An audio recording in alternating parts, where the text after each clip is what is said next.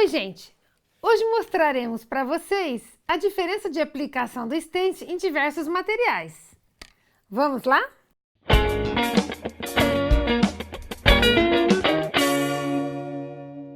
O stencil é um grande aliado do artesanato. Só que tem pessoas que falam que ele borra, que é difícil de aplicar. Mas não é. Vocês verão hoje como é fácil. A dica essencial é a quantidade de tinta que você põe para pintar. Você tem que aplicar pouquíssima tinta. Esse é o grande segredo do stencil, para que você não tenha aquele efeito cheio de dentinho, né, de tinta em volta do seu desenho.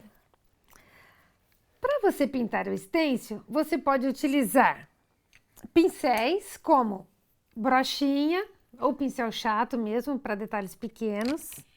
Você pode utilizar essa outra brochinha, bucha, né, espuminha,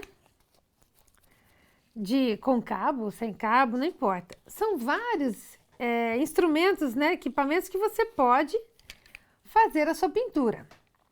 Quando que eu sei qual utilizar, por exemplo, num tecido ou na madeira? As dicas são básicas que daí vocês aplicam de uma forma geral. O que você tem que pensar primeiro? Toda vez que você utilizar um pincel, esse pincel tem que ser de pelo duro, tá vendo? Eu peguei esse pituá, né, o chato e a brochinha. Esses três pincéis têm pelos duros. Aquele pincel de pelo macio que nós utilizamos para pintar a caixinha, né, para que ela não fique riscada e tal, ele é muito molinho. O que ocorre? Quando você vai pintar o seu stencil, aquele pelo ele dobra e ele pode entrar embaixo do seu stencil e pode sujar o seu desenho. Então, nunca utilize pincel de pelo macio quando você vai utilizar na batida, porque ele pode entrar embaixo da sua pintura. O melhor de todos é o pincel de pelo duro. Na buchinha, para você utilizar a buchinha, é a mesma coisa, pouca tinta e a buchinha firme, mas a buchinha já não tem o problema de entrar embaixo do stencil, seria só a quantidade de tinta mesmo. No caso do tecido, na pintura em tecido, você pode utilizar tanto a buchinha quanto os pincéis.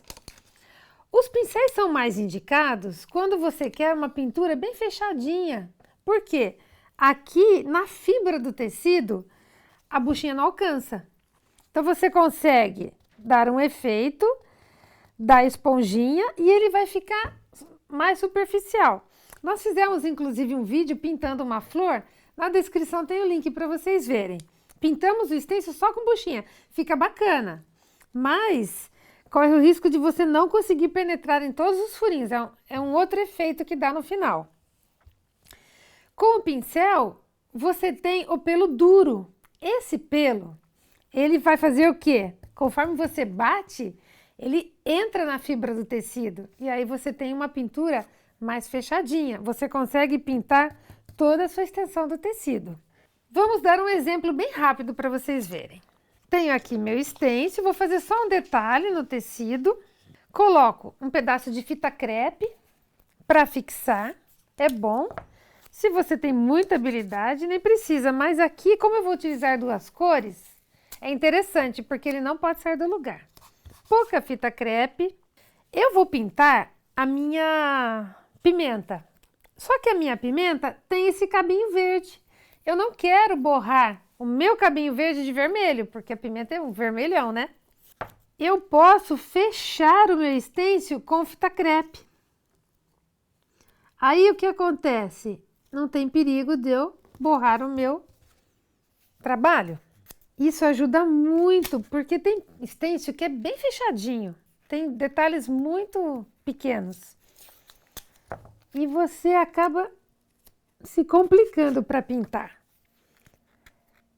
Essa é uma dica válida para qualquer desenho de stencil, que você queira utilizar mais de uma cor.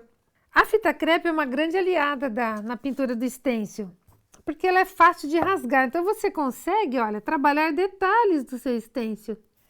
Tenho aqui duas cores de tecido, de tinta para tecido, E eu vou usar o meu pituá. Sujo, tiro o meu excesso e aqui limpo. Você pode pegar um pano velho, também tirar o excesso quando você quer uma coisa muito suave. Tá vendo? Não tem nenhum pelotinho de tinta no meu pincel. É assim que tem que ficar. Então, eu venho e bato.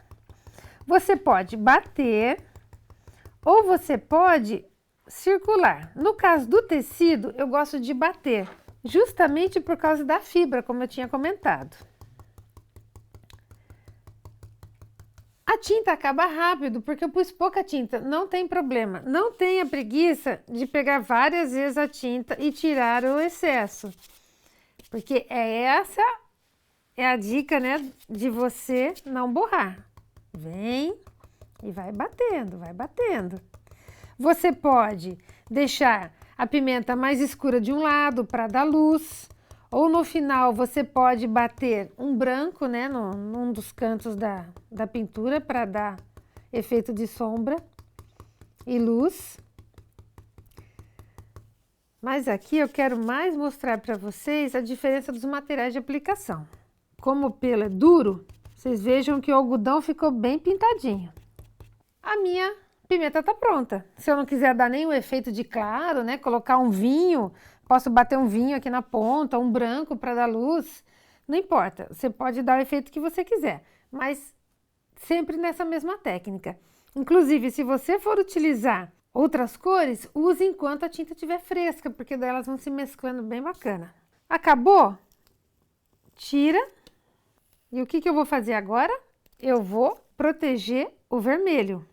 O ideal é que dê uma secada, né, para não grudar a tinta na fita crepe, mas seria a mesma técnica. Venho aqui, protejo a minha pimenta e pinto de verde. Se eu fizesse com a buchinha, eu teria um efeito menos coberto. A buchinha tem que tomar mais cuidado, né, porque a espuma absorve mais que o pelo do pincel. E aqui é um outro equipamento, no caso, né, dando esse nome, que você pode usar para pintura. Olha a diferença quando você usa o pincel e a buchinha.